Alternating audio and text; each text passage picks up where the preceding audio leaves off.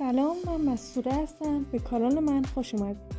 امروز توی این ویدیو قراره فقط با نقطه سایه بزنیم و تونالیته رنگی رو ایجاد کنیم.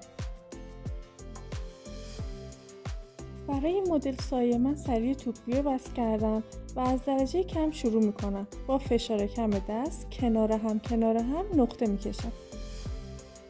حجم نقطه ها رو هم خیلی زیاد نمی کنم چون میخوام یه سایه کم رنگ داشته باشم.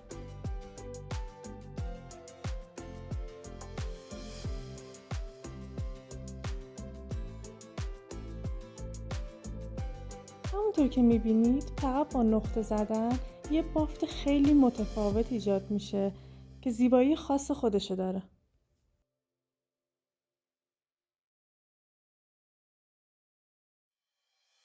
برای دایره بعدی درجه‌ام رو ثابت نگه میدارم. در عوض یه کمی تراکم نقطه‌هام رو بیشتر میکنم تا یه مقدار تیره تر بشه.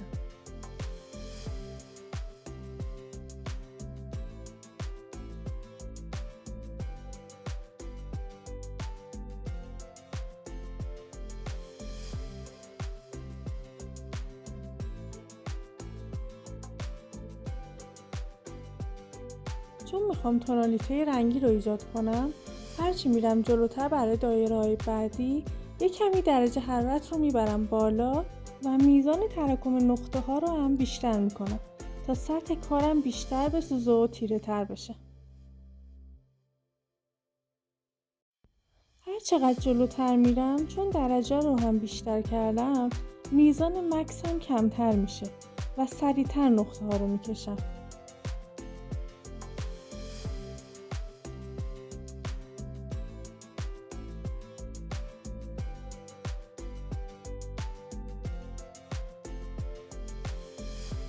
همونطور که توی ویدیوهای قبلی گفتم، شما علاوه بر کم و زیاد کردن درجه با سرعت دستتون هم میتونید روی تیر و روشنی ها تاثیر بذارید. پس هر چقدر درجه رو بالاتر میبرید باید دقت بیشتری داشته باشید که کارتون رو یه موقع زغال نکنید.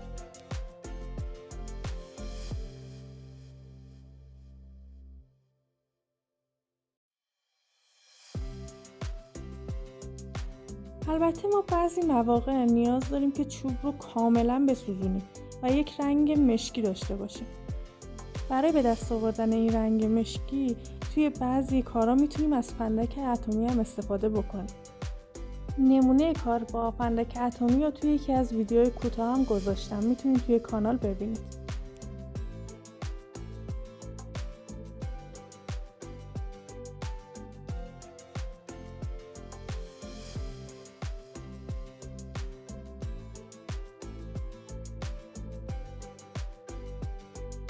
همونطور که مشاهده میکنید فقط با نقطه کشیدن یه بافت فوق‌العاده زیبا درآوردیم. برای اینکه بدونید از این بافت برای چه کارایی میشه استفاده کرد، ویدیوی بعدی رو حتما تماشا کنید و سابسکرایب فراموش نشه. بعد از انجام تونالیته رنگی میخوام داخل یه دایره بزرگتر سایه روشن ایجاد کنم. با این تفاوت که این بار درجه حرارت رو ثابت نگه میدارم و فقط تمرکزم روی تراکم نقطه هاست و با کم و زیاد کردن تعداد نقطه ها سایه روشن رو ایجاد میکنم. از سمت چپ دایره شروع میکنم و با تراکم خیلی کم خیلی سریع نقطه هام رو میکشم.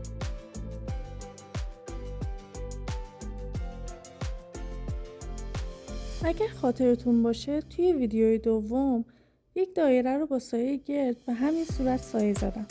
با این تفاوت که اونجا یک سایه یک دست داشتیم و اینجا قراره یک بافت داشته باشیم.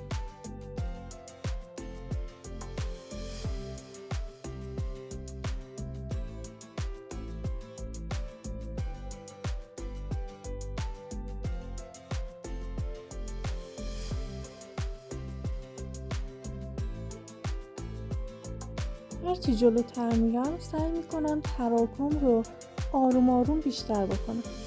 وقتی آروم آروم تراکم رو بیشتر میکنیم باعث میشه کارتون مرز نگیره و جلوه کارتون بیشتر بشه.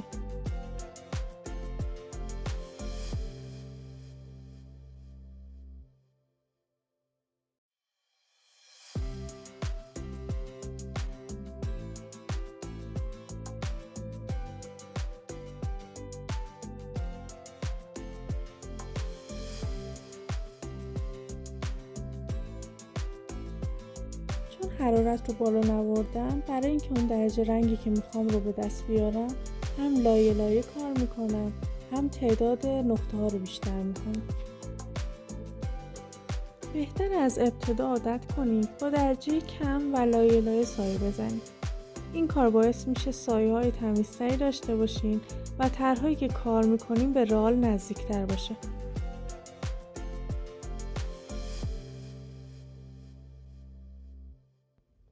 ممنون که تا اینجا همراه من بودید.